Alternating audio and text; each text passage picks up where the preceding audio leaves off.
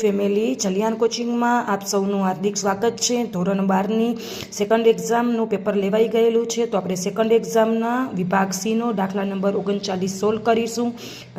રકમ એમ છે y બરાબર 12 પ્લસ 4x માઇનસ 7xનો સ્ક્વેર હોય તો x બરાબર 2 આગળ વધતું વિધેય છે કે ઘટતું વિધેય। હવે વધતા વિધેય માટે અને ઘટતા વિધેય માટેનો આઈએમપી ટોપિક હું તમને સમજાવી દઉં છું। આજે વિદ્યાર્થી મિત્રો ધ્યાન રાખજો, ટોપિક આઈએમપી છે। સૌથી પહેલું આપણે પ્રથમ વિકલન કરવાનું dy/dx। વિદ્યાર્થી મિત્રો યાદ રાખવાનું, વિકલન બહુ ઇઝી છે। તો ક્યારે કયું વિકલન લેવાનું તમારે ખાસ સમજવાનું। ઘટતું વિધેય અને વધતું વિધેય શોધવાનું ને ત્યારે આપણે ઇમ્પોર્ટન્ટ ટોપિક છે, યાદ રાખજો। ઘટતું વિધેય અને વધતું વિધેય આપણે શોધવાનું ને ત્યારે હંમેશા પ્રથમ વિકલન લેવાનું।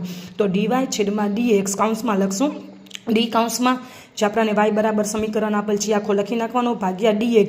હવે 12 ની અચર સંખ્યા છે વિદ્યાર્થી મિત્રો, યાદ રાખજો અચર સંખ્યાનું પ્રથમ વિકલન હંમેશા 0 થાય। 4x xની 1 ઘાત છે એટલે n બરાબર 1 થયા, તો 4 એકા 4 એટલે એનું વિકલન થશે 4 માઇનસ 7xનો સ્ક્વેર।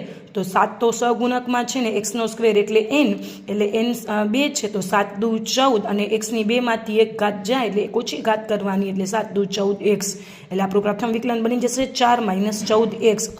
હવે આપણને x બરાબર 2 આગળ વધતું વિધેય છે કે ઘટતું વિધેય નક્કી કરવાનું છે, તો x બરાબર 2 મૂકી દેવાના।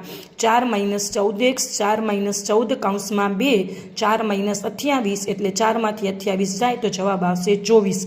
વિદ્યાર્થી મિત્રો યાદ રાખજો, ઘટતા વિધેય માટેની શરત છે પ્રથમ વિકલન એટલે કે dy/dx લેસ ધેન 0, એટલે કે પ્રથમ વિકલન માં xની કિંમત મૂકતા ઋણમાં જવાબ આવે તો ઘટતું વિધેય કહેવાય। તેથી x બરાબર 2 આગળ ઘટતું વિધેય છે। વિદ્યાર્થી મિત્રો મારો આ વિડીયો ગમ્યો હોય તો જરૂરથી મારા ચેનલને લાઇક અને સબસ્ક્રાઈબ કરી દેજો, અને આવી ઇમ્પોર્ટન્ટ ટિપ્સ કાંઈ પણ શીખવી હોય તો જરૂરથી કમેન્ટ બોક્સમાં મને જણાવજો। Thank you for watching.